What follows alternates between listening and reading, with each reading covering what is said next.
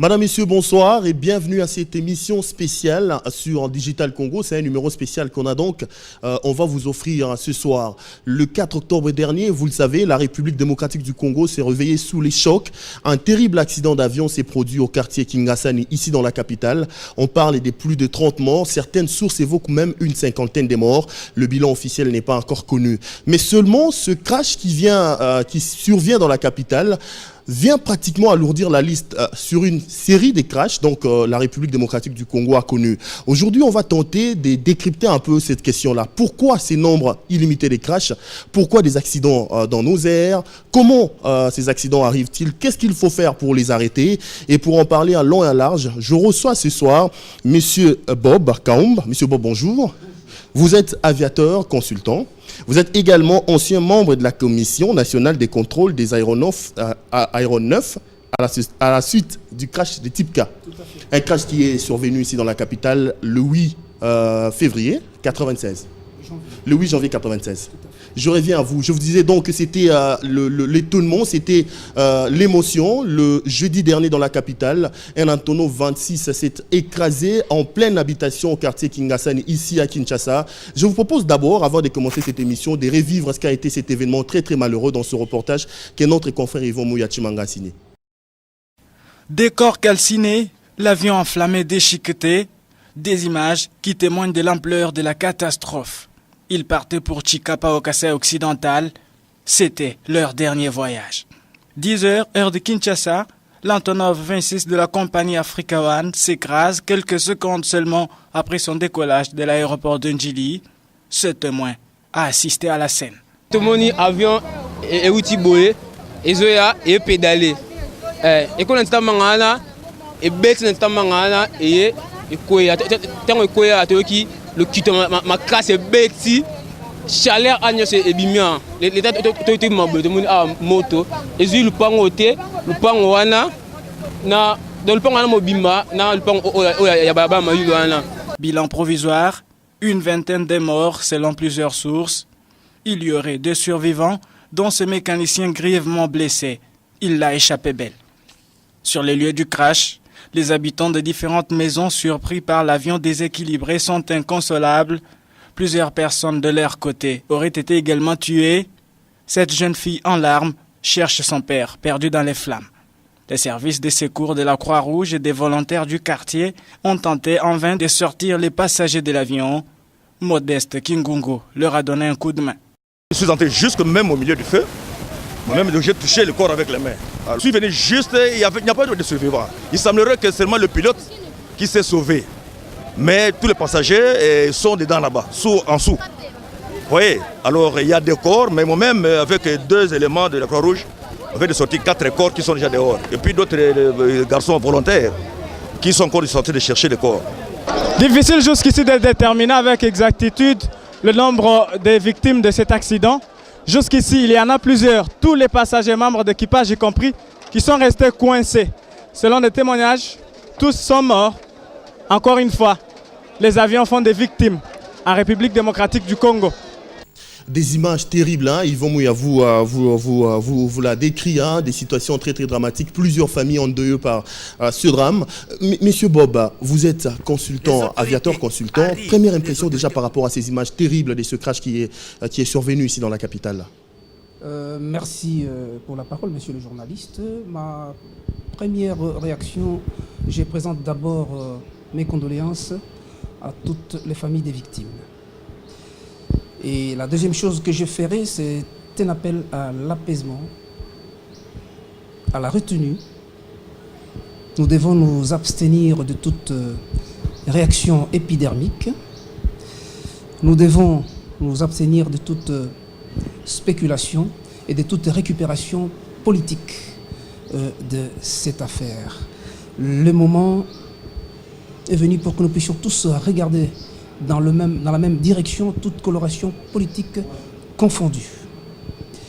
La préoccupation principale actuellement, dans l'immédiat, à mon humble avis, serait d'abord l'enterrement de nos victimes, les enterrer. Et ensuite, la prise en charge garantie par les pouvoirs publics, que j'encourage. Autre chose, me plaçant dans la peau du commun des mortels, ma réaction immédiate, et en suivant les images que vous nous avez montrées dans votre reportage sur Muchima, tout ce qui s'est passé, ma réaction serait tout de suite de dire, écoutez, out tous les Antonov, dehors, mettons une croix, il faut les effacer de l'atlas aéronautique. On y reviendra d'ailleurs, hein. Le débat est tellement houleux par rapport à cette question des Antonov, par rapport aux mesures qu'il faut prendre. Quand même, il faut dire que ces accidents d'avion sont récurrents depuis un temps en République démocratique du Congo. Il ne s'est pratiquement pas une semaine, pas un mois sans qu'on parle d'un crash d'accident. Mais je voudrais, sans pour autant rentrer dans les secrets de l'enquête, parce qu'il faut noter qu'une enquête a été diligentée pour établir les vraies causes de cet accident. Selon vous, Monsieur Bob, ça peut être quoi? Qu'est-ce qui a causé le crash de cet avion? Je me répète encore, je lance un appel à la retenue. Nous devons nous retenir dans le sens que quand on est devant un incident, un accident, une catastrophe aérienne, nous devons nous fier aux conclusions de l'enquête préliminaire qui est déjà diligentée ou qui le sera, car en matière d'incidents, accidents et crash aériens, la première phase consiste à faire une enquête préliminaire. Et la deuxième phase consiste à faire une enquête proprement dite. C'est quand on a l'enquête proprement dite qui est complétée par les décryptages de la boîte noire. Quand on a assemblé ces données, on pourra alors corroborer les résultats du décryptage de la boîte noire avec les conclusions de l'enquête préliminaire qui est tablée sur des hypothèses. À ce moment-là, on pourra tirer une conclusion. Ces conclusions peuvent être écoulées sous forme de recommandations pour prévenir les éventuels accidents. Voilà la démarche normale. Donc ça ne vaut pas la peine de polémiquer là-dessus. Ça ne vaut pas la peine, c'est pourquoi je demande un appel à la retenue. Voilà. Alors, si vous me permettez de faire un petit raisonnement à contrario, je le disais, mes penchants, disons m'inspirant de vos images, effectivement, je vous remercie, vous avez tiré la sonnette d'alarme et cela est venu à propos, votre voyage à Muchima. Quand on voit les décors, me plaçant dans la peau du commun des mortels, tout de suite, je dirais, out ces avions, on doit les bouter dehors. Et toujours dans le même ordre d'idée, le lendemain, quand il y aura le crash d'un avion type LET, je vous dirai la même chose, écoutez, boutez-moi ces avions dehors. Quand ce sera le cas d'un Skyvan, on va les bouter dehors. Malheureusement, en suivant les déclarations de M. Lassiswing sur les chaînes, une chaîne périphérique. Hein. Mais Monsieur Bob, je présume qu'on reviendra sur des mesures. Tout à fait, vous avez raison. Je voulais d'abord, comme un spécialiste, je rappelle que vous êtes aviateur, consultant, et que vous avez une large connaissance en la matière. Je voudrais, en attendant des résultats d'enquête, parce que le commun des mortels estime aujourd'hui que le pilote, parce qu'il faut quand même noter que l'avion s'est crashé 1 minute après son vol. Sur le plan scientifique, vous qui avez une certaine connaissance par rapport à ce domaine, qu'est-ce qui est arrivé exactement selon vous? Et alors, permettez-moi, alors là je vais vous faire un raisonnement par, je vais tabler sur des hypothèses. Oui. Je suppose, à mon humble avis, qu'après le décollage, cet avion a peut-être connu une panne moteur, qu'on appelle en jargon engine failure. Après, after take-off engine failure. Je suppose, ce qui n'est pas sûr, il faudra toujours de la retenue, attendre les résultats de l'enquête. D'après les témoignages de certains observateurs, d'aucuns disent qu'ils auraient vu un moteur arrêté, l'hélice s'est arrachée. Si tel est le cas, c'est que l'avion a connu une panne au décollage. Et dans l'exercice, parce qu'il existe une procédure après une panne au décollage, il faudra maintenir le vol de l'avion et chercher à le faire, à le poser en toute sécurité. Donc retourner au niveau de l'aéroport. C'est peut-être ce que les membres d'équipage ont tenté de faire, mains en vain, eu égard au fait qu'il y a eu peut-être des défaillances techniques à bord. Voilà ce que je peux dire à ce stade-là, Mais- sans rentrer dans les détails. Mais on dit quand même que, ça ce sont des commentaires, évidemment, après un accident, un drame tel que celui-là, c'est tout à fait normal qu'à un moment donné, les gens s'effacent également des idées. On dit que le pilote aurait décollé dans un mauvais sens. Parce que semble-t-il, lorsque vous devez décoller pour Chikapa, il faut contourner après le taxi, mais le pilote aurait pris une direction qui n'est pas la bonne. Monsieur le journaliste, je le répète encore, je crois qu'il nous faut un peu de retenue. Nous devons nous réserver sur toutes ces spéculations. Personnellement, moi, je n'ai pas été présent, je n'ai pas été observateur lors du décollage. Ça m'étonnerait, parce que là, vous voulez me pousser à dire que les gens qui ont la charge à assurer à sécuriser nos aéronefs quand ils volent dans nos volumes ne sont pas à la hauteur de leur tâche, ce qui n'est pas vrai. Il existe une procédure légale. Quand un avion veut décoller, c'est le contrôleur qui le guide. Dès le parking, avant la mise en route, il appelle le contrôleur. Avant de s'aligner au point d'arrêt, il appelle, il autorise. Et c'est le contrôleur qui lui donne la direction à prendre. Un avion ne peut pas de son propre chef s'aligner et décoller dans une direction quelconque. Je crois que cette hypothèse est à écarter. Ce sont des spéculations. C'est pourquoi il faut de la retenue. Donc on dit probablement que l'avion aurait perdu l'hélice avant quelques minutes après le décollage. Je me dis, monsieur Bob, possible est-ce qu'un avion, seulement une minute après son décollage, puisse perdre un moteur comme ça, un réacteur? Je ne sais pas comment vous expliquer ça dans des termes techniques. Qu'est-ce qui s'est passé exactement? C'est un problème technique, un problème des moteurs qu'on n'a pas pu déceler avant le décollage de l'avion ou quoi? Toujours de la retenue, mais je peux toujours faire une petite remarque là-dessus. C'est-à-dire, quand on constate cela, c'est qu'il y a eu une petite défaillance machine sur les moteurs concernés. Ces types de moteurs d'avions, d'aéronefs, les Antonov 26, ce sont des turbopropulseurs. Ça veut quoi dire? C'est un moteur à turbine qui est propulsé par une hélice. Et quand vous parlez des turboréacteurs qui équipent les Boeing, cela, c'est un moteur à turbine, mais qui est propulsé par effet de réaction, c'est-à-dire la masse de gaz aspirée au devant, brûlée dans la chambre de combustion et éjectée par l'arrière, pousse l'avion vers l'avant. Donc il faut faire la différence. Alors quand on me dit il a perdu l'hélice, c'est tout à fait, cela arrive. Cela arrive souvent, il y a toujours des cas d'overspeed où cela se constate souvent à bord de l'avion, des températures qui grimpent anarchiquement, et il y a des procédures à cela, il faudra mettre les moteurs en drapeau, tout ça. Bon, je ne vais pas rentrer dans tous ces détails-là. S'il y a des observateurs qui disent qu'il y a eu l'hélice qui s'est arrachée, c'est que c'est vrai, il y a eu des défaillances sur les moteurs concernés, qui peuvent être les moteurs en position 1 ou moteurs en position 2. Et je n'étais pas là, je me réserve. Nous aurons tous ces détails et précisions après les conclusions de l'enquête préliminaire. Déjà que vous-même vous prêchez la retenue, je comprends effectivement votre souci de ne pas pouvoir se lancer dans la polémique là-dessus. Mais cet accident, comme nous l'avons dit, vient s'ajouter sur une liste qui apparemment n'est plus exhaustive. Vous vous rappellerez certainement qu'avant cet accident de Kinshasa, on a connu un crash à Goma, on a connu un crash Bandundu. Il y a 2 semaines ou 3, un nouvel accident à Malimbankoulou dans le Katanga avec 13 morts. Selon vous, qu'est-ce qui explique cette série noire dans nos airs? Pourquoi ces accidents à répétition?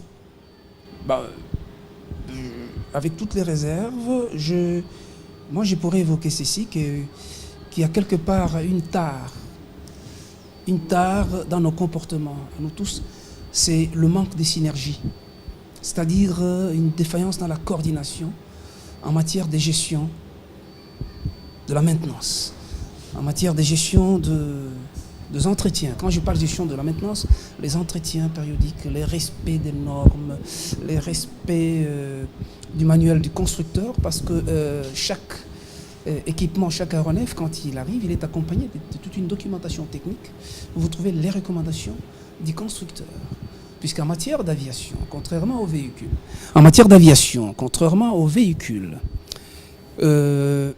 il y a une réglementation. On vous parle souvent des entretiens. C'est exactement ce qui se passe quand j'ai ma voiture. Après autant de kilométrage, il faudra changer des huiles. C'est pareil sur les aéronefs. C'est ainsi qu'on vous parlera de check A, check B, check C, check D, D-check. Et quand j'ai fait un parallélisme dans la philosophie d'entretien des aéronefs de type russe, issus du bloc soviétique, ils ont une autre philosophie de maintien, de gestion de maintenance. Et ils vous parleront par exemple à la place de check A, ils vont vous dire forme 1, forme 2, qui sont des entretiens espacés dans la période de 300 heures chacune. Voilà déjà une petite différence là-dessus. Et quand, moi exploitant, je ne m'implique pas dedans, pour des raisons financières, j'escamote certaines étapes, certains entretiens, et les résultats, c'est ce que nous avons vécu. Les résultats, c'est ce que nous vivons quand on apprend à Malembankoulou, par-ci, par-là. C'est ça le problème. Le respect des normes. Un problème d'entretien des avions qui volent alors qu'ils ne sont pas entretenus. Un non-respect des normes, voilà. Mais on ne fait pas dire. Il y a également un problème, hein, c'est quand même par rapport à vous, hein, vous qui des personnes qui sont censées piloter ces avions. On remarque que la plupart des avions, la plupart ces aéronefs, hein, des types soviétiques, sont souvent pilotés par des expatriés, des Ukrainiens, des Biélorusses. Est-ce que vous, qui avez quand même une connaissance en la matière, la qualité, hein, la formation de tous ces pilotes qui œuvrent au niveau de notre flotte aérienne est assurée? Est-ce que ces gens sont compétents? Merci pour la question, c'est une question pertinente. Et cela me renvoie à une émission que j'ai suivie, je crois, sur Antena. Dans cette émission, j'ai eu l'occasion de suivre M. Lassiswing de la MONUC. J'ai eu à suivre les déclarations de certains de mes aînés, de grands commandants, qui ont réagi. Qu'est-ce que je vais dire là-dessus? M. Swing, je répète exactement ce que M. Swing a dit. Eux, quand il y a eu la mesure du ministère, du gouvernement, pour clouant les Antonov au sol, ça, et ça vous devez le savoir, l'opinion doit le savoir, les avions de la MONUC continuaient à voler. Les Antonov, hein. Les Antonov de la MONUC continuaient à voler. Ceux de l'armée continuaient à voler. N'est-ce pas paradoxal? C'est ainsi que M. Lassiswing, quand on lui a posé cette question, a répondu de la manière suivante. Effectivement, nous continuons à faire voler nos Antonov, tout simplement parce que nous les entretenons, nous respectons les normes et les instructions du constructeur. À l'armée, je crois que c'est pareil. Conclusion, quand vous me demandez est-ce que tous ces gens qui évoluent dessus sont compétents, tout à fait. Ce sont des meilleurs pilotes. Les trois quarts, sauf quelques rares exceptions, ce sont des bons pilotes, tous ces Russes-là. Alors, si vous me permettez, que je vous donne un petit détail, que je vous fasse l'historique. Je vous en prie. Comment avons-nous acquis ces machines? Pour votre information, nous avons été le premier à faire venir le tout premier Antonov au Congo. Ces machines sont issues de l'éclatement du bloc soviétique. J'ai eu à le dire en son temps. C'est à la suite de la glasnost perestroïka. Quand cela a éclaté, le régime URSS vivait en autarcie. Ça veut dire pas de contact extérieur sur tout le plan économique, scientifique et technologique surtout. C'est à la suite de l'éclatement du bloc soviétique que cette technologie qui était renfermée a commencé à transpirer à l'extérieur. Et pas toute la technologie, ce n'est que quelques bribes de cette technologie qui ont transpiré. Les esprits perspicaces ont saisi la perche, d'autres ne l'ont pas fait. Et nous avons à apprendre beaucoup sur cette technologie. Nous n'avons pas encore appris assez. La preuve, quand il y a eu la vague d'arrivée, ou même quand il y a la vague d'arrivée des aéronefs de type soviétique, le 3/4 au début, la documentation était essentiellement en russe. L'alphabet russe est inintelligible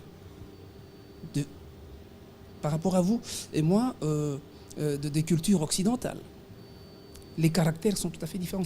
Ils sont indéchiffrables. Il m'a fallu un apprentissage de cet alphabet. Il m'a fallu faire recours à des experts qui venaient de la division de l'escadron Kiev pour me faire des cours pendant 3 mois afin de maîtriser l'alphabet et maîtriser tous les circuits de ces aéronefs. Les circuits de ces aéronefs. Alors, ceci, c'est pour vous dire, même quand on analyse la philosophie de la construction de maintenance. Je vous ai cité tout à l'heure les véhicules. Sur un véhicule, quand vous dit, quand les véhicules ont autant de kilométrage, il faut changer de l'huile.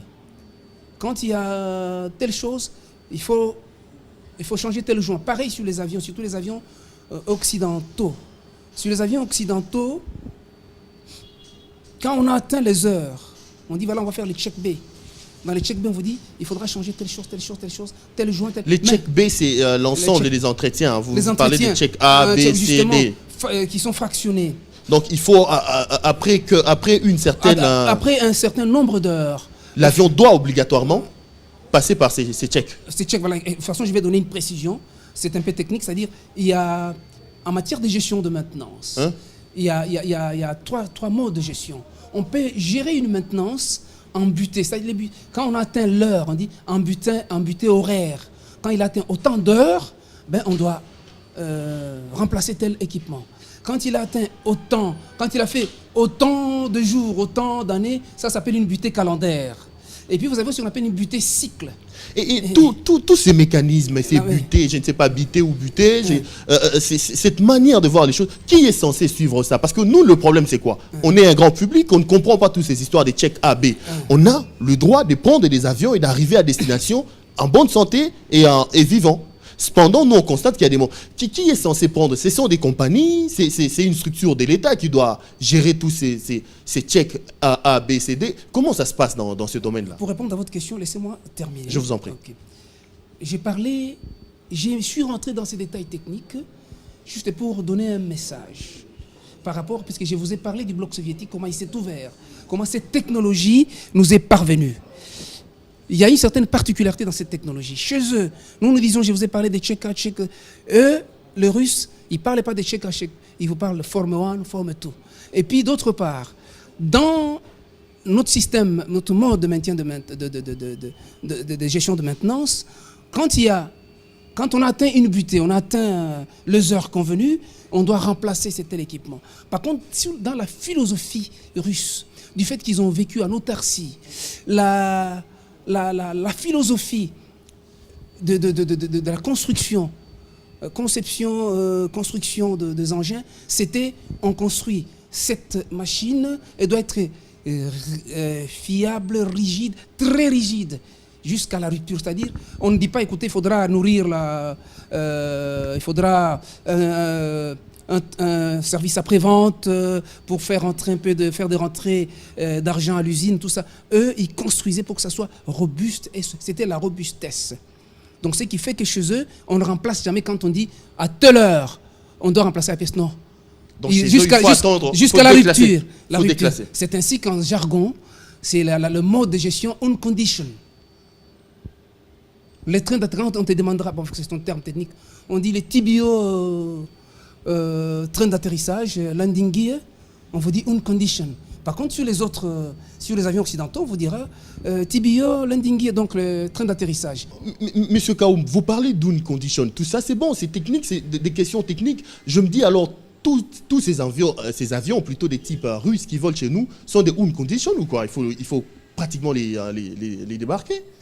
Je me répète, que les téléspectateurs me permettent ces détails techniques, peut-être incompréhensibles à certains. Je vais en venir à quelque chose. Où je vais en venir quand je rentre dans ces détails techniques. Je vous ai parlé d'une technologie que nous venons d'acquérir à la suite de l'éclatement du bloc ex-URSS. C'était une technologie ignorée par l'Afrique et par l'Europe et l'Occident. C'est à peine que nous venons de rentrer en contact avec cette technologie que nous ignorons encore. Je vous l'ai dit tout à l'heure, il n'y a que quelques bribes qui ont transpiré de cet éclatement. C'est pour dire qu'il y a beaucoup à faire. Alors si j'ai commencé à répéter le terme technique du genre on condition, c'était pour dire ceci, que dans la philosophie de construction, il faut partir, c'est-à-dire nous devons partir de l'origine Hein?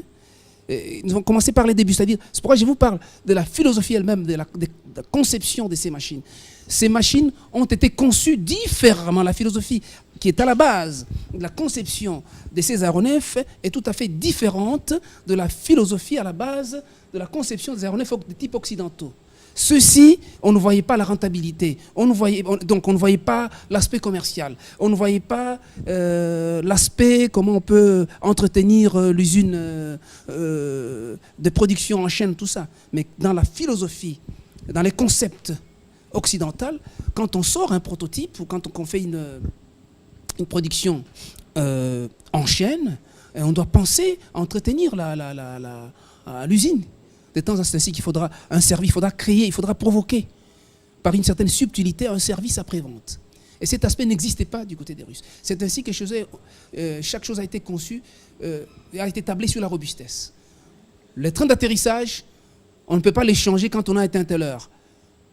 C'est qu'à la rupture. Telle pièce à la rupture. Par contre, sur les avions occidentaux, même quand la pièce n'est pas rompue, on la remplace quand même. Quand ces joints, les joints... dépasser une certaine heure des vols, donc il faut pratiquement les capter. C'est pas différent. Alors c'est ce que je voulais justement relever quand je suis rentré dans tous ces détails-là. Vous dire, voilà déjà la grande différence. Le programme d'Antietam lui-même, il est différent d'une autre. Le cahier de charge, quant à la gestion de la maintenance, il est diamétralement opposé au nôtre. Quand je parle du nôtre, la philosophie occidentale. C'est là le problème. Ayant pris contact avec cette technologie, il nous fallait l'approfondir. C'est-à-dire nous devions commencer d'abord par maîtriser la technologie. Nous devions commencer par convertir le nôtre, à bien maîtriser ces avions, à bien les piloter, aller en profondeur. C'est une tâche que nous avions commencée, qui a été interrompue. Et d'autre part, nous devions imprégner cela auprès des services qui sont chargés de la réception. Vous m'avez dit tout à l'heure qu'il y avait quelque chose qui était que M. Mwakasse avait amorcé, mais on n'a pas eu de suivi. Il y a quelque chose qui était là. C'est là le problème. La suivi, la discontinuité de la conscience historique. C'est-à-dire ne pas commencer là où tu l'as laissé et continuer à perfectionner la chose. Quand elle est arrivée, j'oublie ce qui a été fait, je commence autre chose. L'éternel recommencement. C'est ça le mal. C'est la cause principale de tout ce que nous connaissons. Manque de synergie. La discontinuité de la conscience historique. C'est-à-dire qu'un ministre qui arrive, il balaye d'un revers de la main toutes les opérations commencées par son prédécesseur, il met en place sa nouvelle structure. Écoutez, je ne vous le fais pas dire. Oui. Donc tout ça, c'est également à la base. Et du coup, hein, dans la philosophie, dans l'opinion publique, on estime qu'il faut pratiquement écarter ces avions. D'ailleurs, s'il faut aborder avec vous la question des mesures, une mesure a été prise clouant pratiquement au sol ces avions, ces aéronefs des soviétiques, hein, des types URSS. Quel est votre point de vue là-dessus? C'est tout à fait une mesure salutaire dans les cadres de prévention des aéronefs. Parce que les vies humaines n'ont pas de prix. Si le gouvernement, à travers le ministre, a pris telle mesure, c'est très salutaire. Et ces mesures, j'espère, elles ont été prises dans les normes, dans l'esprit des textes légaux qui régissent la réglementation aérienne. Je l'espère. C'est une bonne mesure. Et il fallait aller jusqu'au bout. Et c'est ainsi que j'en reviens à la déclaration de M. Swing, la C-Swing, à qui on a demandé comment expliquer que les avions de la Monique volaient. Il a dit, c'est parce que nous respectons les règles du constructeur, nous respectons et nous continuons à voler avec les Antonov.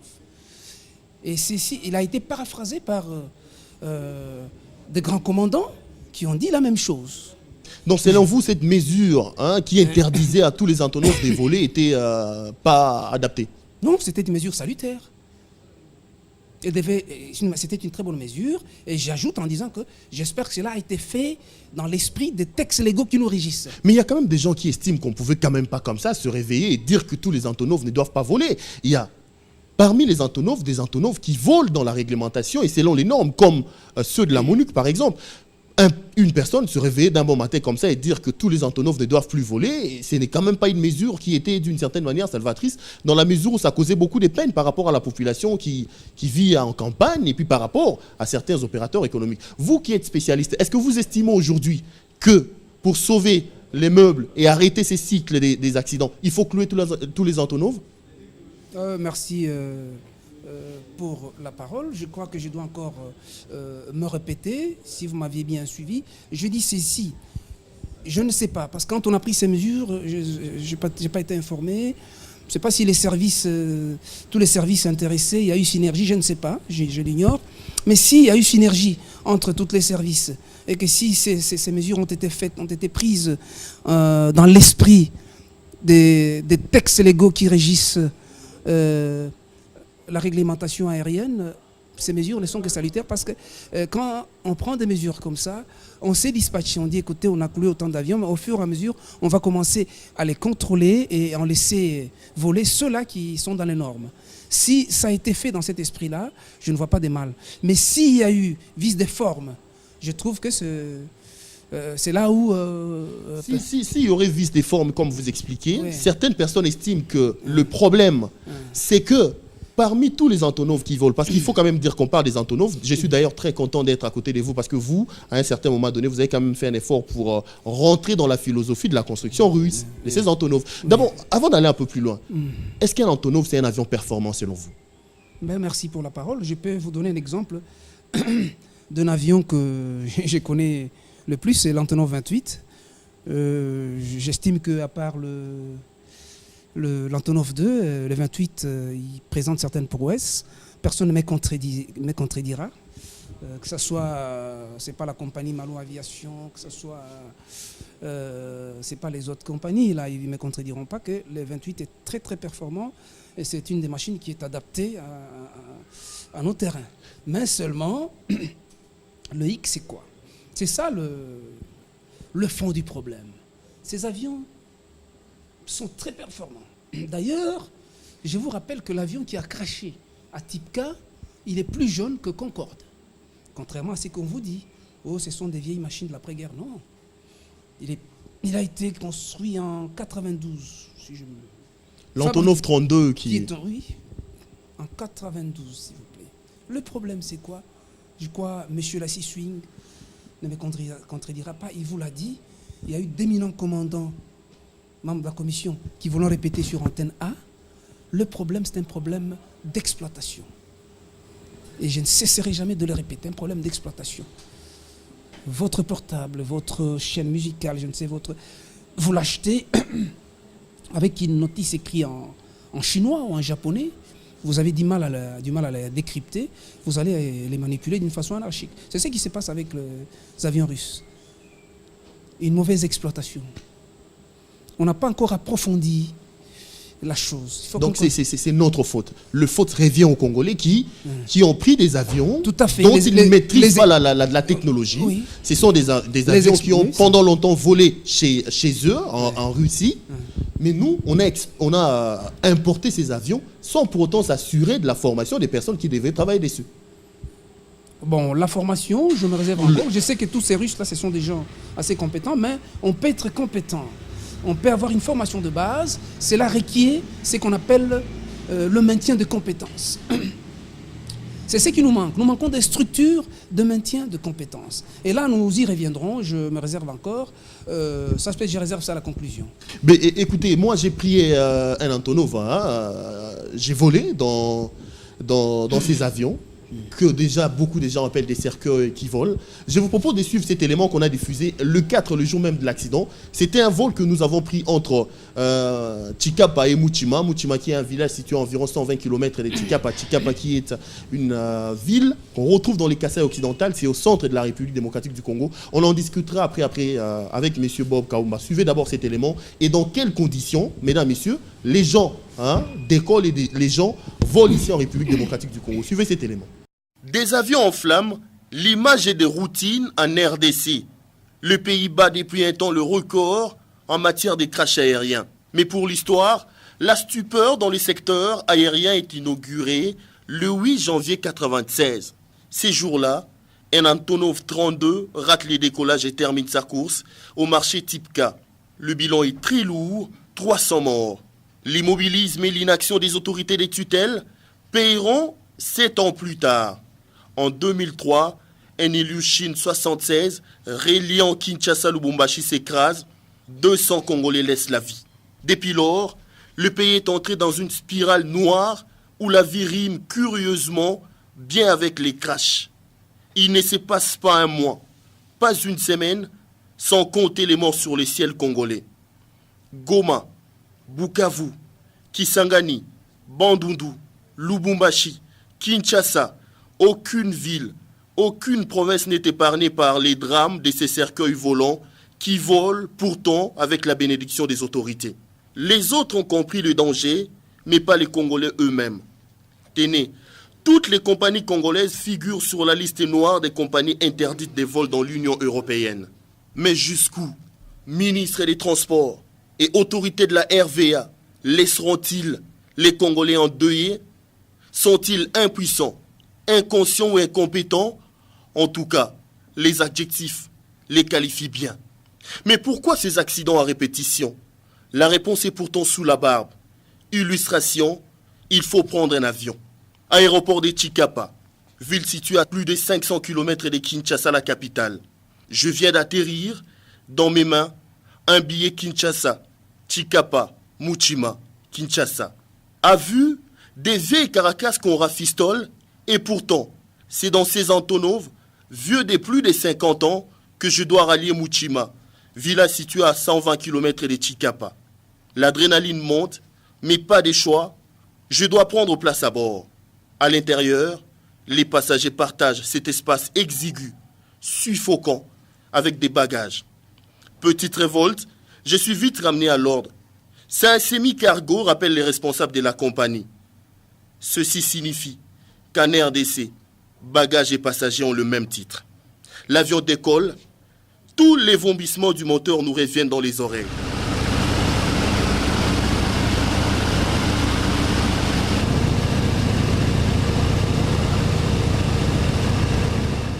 Après 15 minutes, l'avion traverse une zone de turbulence. C'est la panique. Mais cet appareil ne dispose pas de ceinture de sécurité. Pour l'équilibre, il faut se mettre debout et s'accrocher à ses fils. L'image ressemble à ces foula qui circulent dans les chaussées de la capitale. Mais seulement, ici nous sommes dans les airs. Je respire la mort et je maudis ceux qui ont autorisé cet engin à voler. Cette malédiction suffira-t-elle pour arrêter les dangers qui se profilent à l'horizon? La chance était de mise ces jours-là, l'avion se stabilise et 40 minutes plus tard, c'est la fin du cauchemar, il se pose.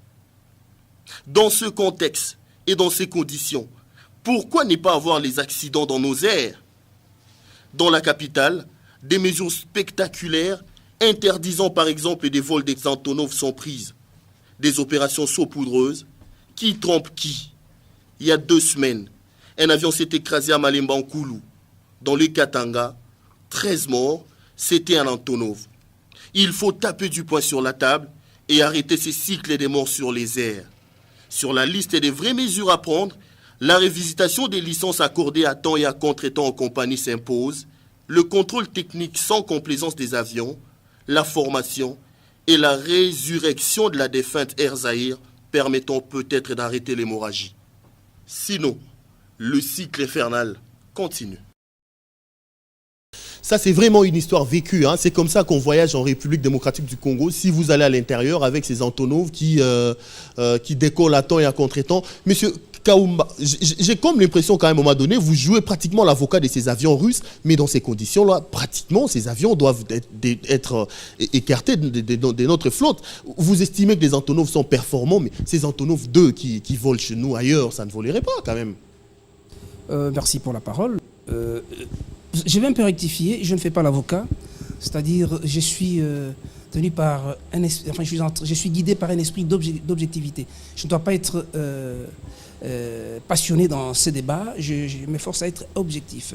Je ne fais ni l'avocat, ni je ne fais la chasse aux sorciers.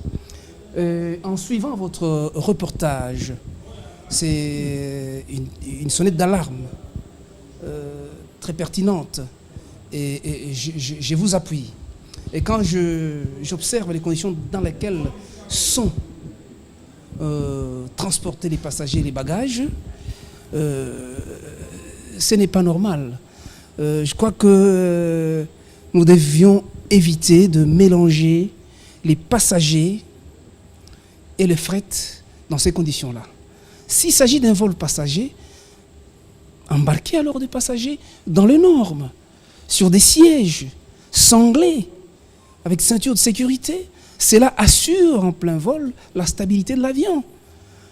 Je vous rappellerai les cas d'un crash non loin de Chicapa, Staer, crash dans lequel je fais partie de la commission d'enquête.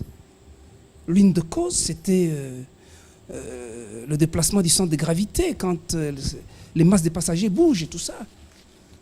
Et quand il s'agit d'un vol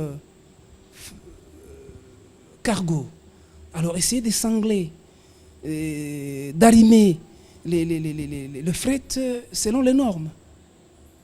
Et là, je crois que vous me donnez raison. Tout à l'heure, vous avez dit, j'ai fait l'avocat d'Antonov, non, voilà le mal. Je vous informe que cette machine-là, au plan technique, malgré l'apparence vieille, quand vous perdez un moteur, il plane. Il ne s'écrase pas. Il plane. Il plane. Donc, il réduit un peu, sauf s'il est surchargé, où il y a de mauvaises manipulations techniques là, il y a crash. Mais quand on respecte les normes, il plane. Il s'écrase rarement. De deux, quand vous avez des problèmes de carburant avec cette machine, je vous informe, quand vous n'avez pas l'essence avion, vous pouvez mettre l'essence automobile dedans. Du super. Cet avion, des fois, il vous vole au super. Voilà un peu les petits avantages. Mais là où on se rejoint, c'est plutôt l'exploitation. Une mauvaise exploitation qui est la cause des accidents. Regardez, vous l'avez vécu lui-même. Vous-même, vous l'avez vécu là. C'est ça la cause. C'est ce que nous appelons une très mauvaise exploitation de la machine. C'est l'exploitant, le commerçant, le commandant que vous avez suivi sur Antenne 1. Vous l'ont dit. C'est ces désordres auxquels a fait allusion le deux commandant. Suite à ces désordres, il fallait clouer ces avions au sol. Mais il faut y aller d'une façon très réservée. C'est-à-dire ? Vous l'avez évoqué tout à l'heure. Bon, il y a l'aspect enclavement de certains coins de la République. Ce sont les seules machines qui y vont parce qu'ils sont performants et tout ça. C'est ainsi qu'il fallait maintenant procéder à une sélection. Qui sont respectueux des normes? Qui ne les sont pas? Ceux qui ne les sont pas, les clouer définitivement au sol et les rayer des atlas. Mais il y a aussi un problème dans ce domaine, c'est que il y a des gens qui volent avec des licences des autres. Il y a quelqu'un qui peut faire voler en passant par... D'ailleurs, vous-même, vous avez été également membre de la commission chargée des contrôles des aéronefs à la suite du crash type K. Je voudrais d'ailleurs qu'on puisse en parler. Lorsque vous avez fait le contrôle à cette époque-là, 96, le 8 janvier exactement, plus de 350 morts à cette époque-là, des Congolais qui ont laissé la vie, et on met en place une commission chargée de faire le contrôle de tous les avions qui volent chez nous. Quelles sont les conclusions auxquelles vous êtes aboutis? Merci beaucoup pour la parole. Donc à la suite de cet accident, le gouvernement avait pris ses responsabilités. À l'époque, il y avait le ministre Tambo Mwamba. On a mis sur pied, on a pris d'abord des mesures conservatoires. On avait cloué tous les aéronefs, cargo et passagers au sol.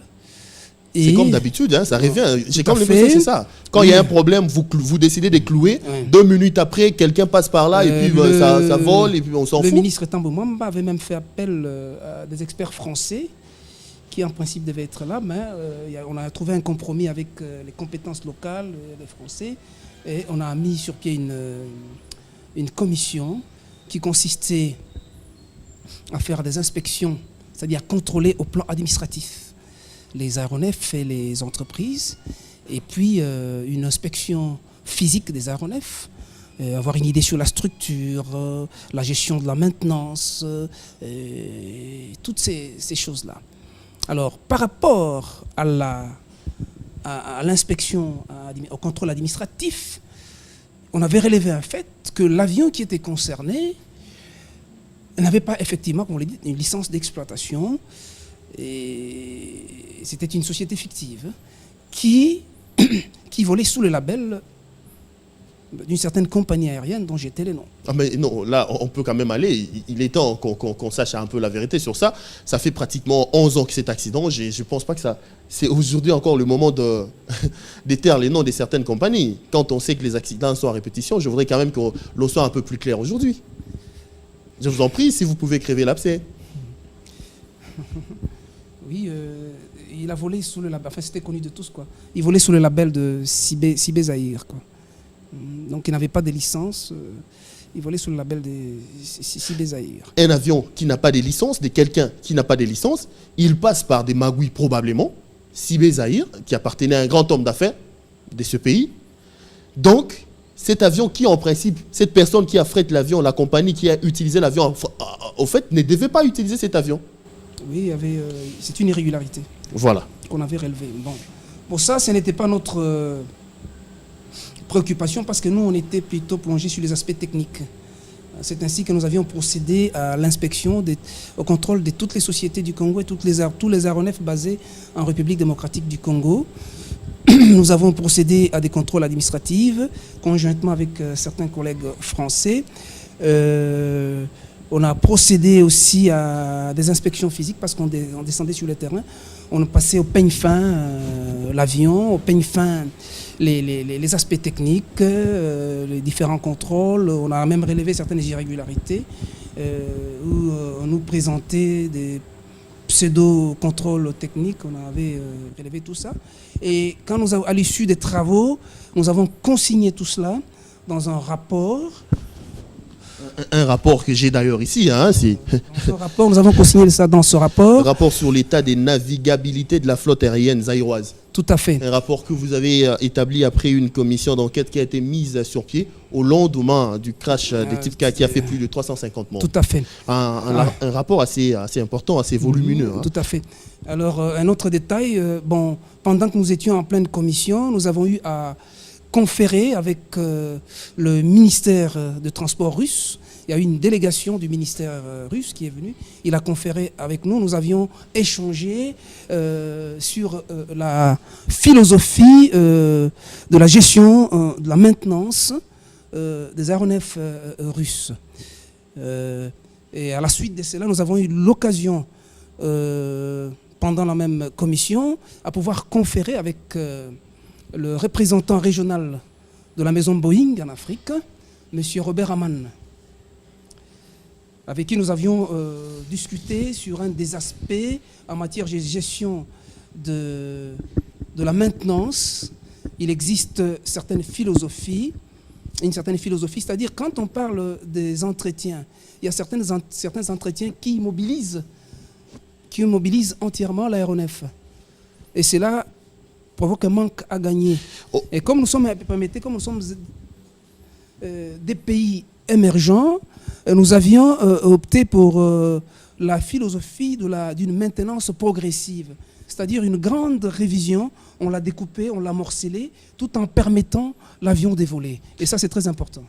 Mais au terme de tout ce rapport, qu'est-ce qui a changé selon vous? Est-ce que les résolutions qui ont été prises, les recommandations qui ont été prises au sortir de ce rapport, sont-elles d'application aujourd'hui? C'est ça la cause de ce que nous avons connu avant-hier. Et je l'ai répété, la discontinuité historique, la discontinuité de la conscience historique. Je voudrais que vous soyez un peu plus clair. Quand vous parlez de la discontinuité, qu'est-ce que vous avez recommandé? Qu'est-ce qu'on ne respecte pas? Parce que vous vous êtes lancé à un moment donné à expliquer que les machines, la machine telle que moi, celle à bord desquelles moi j'ai voyagé, je me dis, moi, visiblement, c'est un avion qu'on devait écarter. Tout à fait. Pendant que vous estimez que ça peut être une bonne machine, c'est un point d'entrée. Concrètement, qu'est-ce que vous avez dit et qu'est-ce qui n'est pas respecté? Vous avez tout à fait raison, messieurs les journalistes. J'ai continué alors à vous donner d'autres précisions à l'issue du rapport. Et nous avons condensé tout ce qu'on a fait lors de la commission dans ce rapport-là. Dans ce rapport-là, nous avons fait des recommandations. Nous avons coulé toutes nos observations sous forme de recommandations aux utilisateurs et aux responsables aéronautiques civils. Et aussi, nous attendions corroborer certains résultats avec les décryptages de la boîte noire. Malheureusement, et ça c'est quelque chose qu'il faudra souligner, moi personnellement, je n'ai pas pris connaissance des résultats de la boîte noire de cet aéronef. Et quand on posera la question, on nous dirait que non, quand on l'a décrypté, elle était vide, il n'y avait rien. C'est ça aussi les problèmes des avions. On a des crashs, mais il n'y a pas d'enquête. Stop, je continue. J'avais été désigné dans une deuxième commission d'enquête à Chicapa. Il y a un avion qui avait craché non loin de Chicapa. Nous avons fait les enquêtes préliminaires et on attendait les décryptages de la boîte noire. Réponse, la boîte noire était vide. Et à ces propos, j'en profite pour lancer un message à ceux-là qui auront la responsabilité de diligenter les enquêtes. Parce qu'il y a deux phases, l'enquête préliminaire, l'enquête proprement dite et le décryptage de la boîte noire. Lors du décryptage de la boîte noire, d'être très regardant en ce qui concerne les boîtes noires russes, parce que la forme, partant de la forme, ces boîtes sont différentes des boîtes occidentaux. Les boîtes occidentaux ont une forme parallélopipède, les boîtes noires russes ont la forme sphérique. Qu'ils soient très regardants en ce qui concerne les décompartiments. Une boîte noire, d'une manière générale, il est constitué de deux compartiments. Le premier compartiment détient les éléments sonores qu'on appelle les CVR. Et le deuxième compartiment contient les données, les paramètres et vol, qu'on appelle les FDR. Pareil sur les avions russes, mais qui soient trop regardants sur les compartiments CVR. Je me retiens, je ne donne pas de détails. Mais je vous ai demandé les résolutions qui ont été prises par rapport au rapport et si, des grandes lignes par rapport à ces résolutions, si elles sont appliquées aujourd'hui. Nous avions effectivement pris certaines résolutions. Parmi lesquelles nous avons d'abord, c'est-à-dire parce que nous avons travaillé conjointement avec les conseils supérieurs. Il y avait des résolutions qui sont sorties du conseil supérieur par rapport au terrain, par rapport à Ndolo. On avait proposé l'ouverture de l'aéroport d'Ndolo selon certaines, moyennant certaines précautions. Notamment, on devait limiter le poids, ainsi de suite. Ces précautions sont prises aujourd'hui? Ces précautions, il y a eu un temps. C'est-à-dire, depuis le crash, l'aéroport d'Ndolo est resté hermétiquement fermé jusqu'à l'arrivée de la Formule 1+4. Du ministre Olengankoy qui a... Pendant que les résolutions étaient là, c'est ainsi que M. Olengankoy est venu activer, et je crois que j'ai même contribué, j'ai remis certaines données au ministère pour leur permettre de rouvrir l'aéroport d'Ndolo, mais il y a des précautions, on n'a pas respecté les précautions qui ont été formulées par rapport à ça. Parce que dans les précautions, nous avions décidé de diriger des barrières vers Funa et sur Bokassa. Alors que les barrières ne sont pas érigées. C'est dans les cas où, parce qu'on doit toujours tout prévenir. Le mal ici chez nous, c'est quand il y a un incident, que tout le monde s'agite avec des réactions épidermiques, on commence à s'agiter dans tous les sens. Mais quand il s'agit de prévenir, on ne le fait pas. On a décidé la réouverture de cet aéroport sans pour autant prendre en compte... On a pris certaines précautions, mais pas toutes les précautions. Voilà. On l'a ouvert comme ça, on a ouvert cet aéroport comme ça. C'est-à-dire, pourquoi nous avons proposé des barrières? C'était dans les cas où les aéronefs devaient décoller dans tous les sens, de prévenir un risque de collision entre un véhicule et un aéronef. Ça peut arriver. Ça peut arriver. Ça n'a pas été suivi. Votre question est très pertinente. Pour revenir aux conclusions, je voudrais donner les conclusions, les résolutions par rapport à l'aéroport, mais par rapport à la flotte en général. D'abord, ce travail qu'on a fait, nous avons proposé le respect.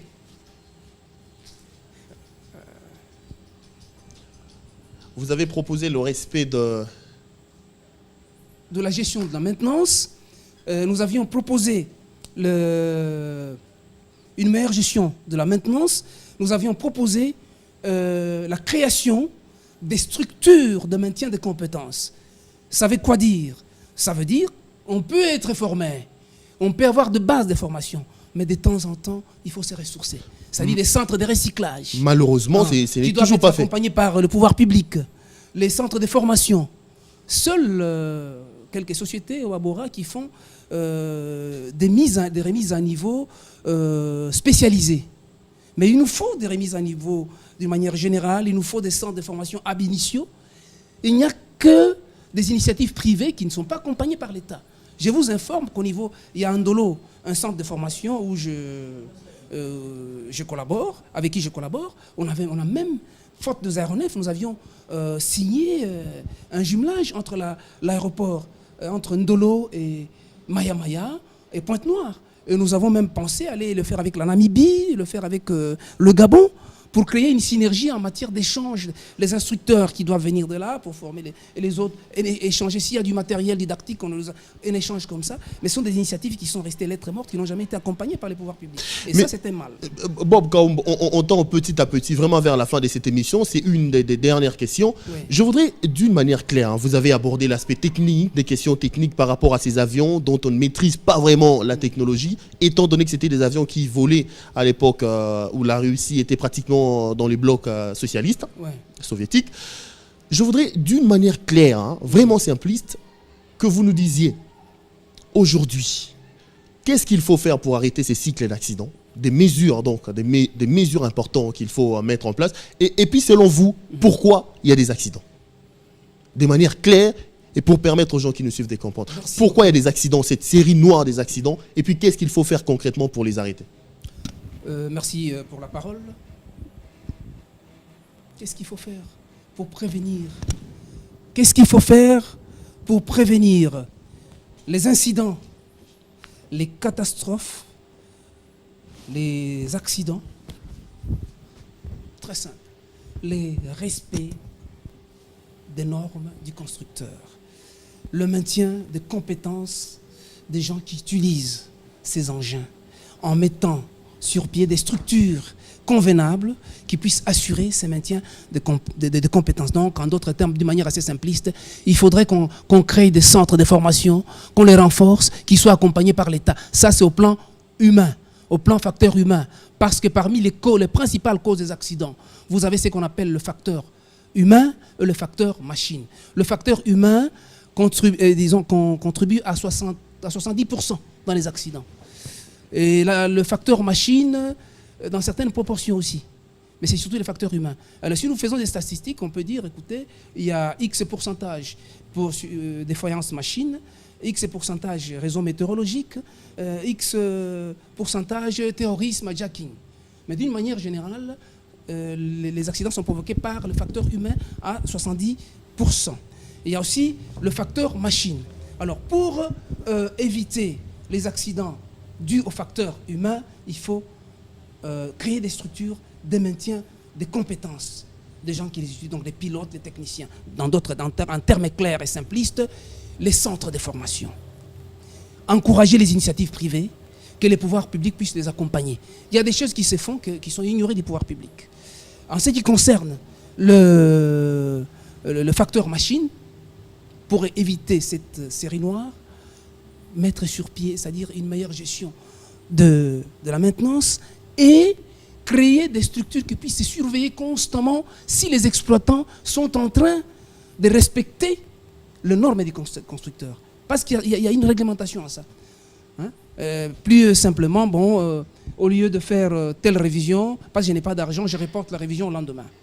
Il y a... prendre dans ces avions avec des bagages tels qu'on l'a vu, franchement. Oui. Mélanger les passagers et le fret d'une façon désordonnée, sans respecter le centrage de l'avion, les bagages non arrimés, tout ça tel que vous l'avez vécu, ça est à proscrire. Alors ces gens qui vont continuer dans cet esprit-là, ils sont arriérés du milieu de l'aviation. Ces genres d'avions sont à écarter. C'est là où je reviens vers vous en disant que dans des conditions pareilles, autant dire out, clouer tout le monde au sol, les écarter. Mais s'il y a respect des normes, s'il y a une maintenance conséquente, je ne vois pas pourquoi on peut écarter tel ou tel aéronef. Parce que dans les images que j'ai suivies, les avions qui sont au sol, il n'y a pas que les Antonov. J'ai vu des lettres et des avions et tout. Donc, dans le même ordre d'idée, en faisant un raisonnement à contrario, aujourd'hui, nous allons clouer tous les Antonov au sol. Demain, nous allons clouer les lettres. Le lendemain, c'est des Skyvan. Le surlendemain, des Boeing. Et on va se retrouver sans aéronef. C'est pourquoi nous devons y aller mollo, en mettant un peu d'eau dans nos vins. Et je l'ai dit tout haut, la retenue, évitons les réactions épidermiques, les récupérations politiques, la précipitation, la chasse aux sorciers. Attendons les conclusions des enquêtes préliminaires qui sera suivie par l'enquête proprement dite, qui débouchera sur le décryptage de la boîte noire, lesquelles données vont corroborer les enquêtes préliminaires et nous tirerons les conclusions. Merci beaucoup, monsieur Bob Kaoum. Je rappelle que vous êtes aviateur consultant. Vous êtes également un ancien membre de la Commission nationale des contrôles des aéronefs à la suite du crash de type K. Donc vous avez fait partie de cette commission-là. C'est moi qui ai assuré les premiers secours. Vous les avez vu, les images que vous avez projetées là, c'est... Ouais, ce sont des images en noir et blanc, mais on peut quand même vous identifier, vous apporter des secours, des premiers soins aux victimes. Tous les plaisirs étaient pour nous. On retient de tout ça qu'il faut d'abord assurer l'entretien des machines. Et puis ensuite, il faut également assurer l'entretien des hommes. Créer des structures qui doivent à tout prix faire un effort pour contrôler l'espace et contrôler les exploitants qui, s'ils sont très performants par rapport au... Bref, je ne fais que compléter les déclarations de M. Lassie Swing, de deux commandants que j'ai vus sur... Vous avez beaucoup aimé messieurs Swing aujourd'hui. Merci beaucoup, monsieur Bob Kaoum. On vous retrouvera probablement dans nos prochaines émissions. Madame, messieurs, ce numéro est complètement terminé. Si vous l'avez aimé, dites grand merci à Papi Domingo qui a assuré la prise des vues de cette émission. On dit également merci à Ogi et à Ementiala qui était au niveau de la régie. Restez branchés sur nos programmes, on vous retrouve lors de nos prochaines émissions. Merci également à Papi Boabouye qui nous a assisté très sérieusement pour l'élaboration et la présentation de cette émission. Restez branchés sur nos programmes. Bonsoir chez vous.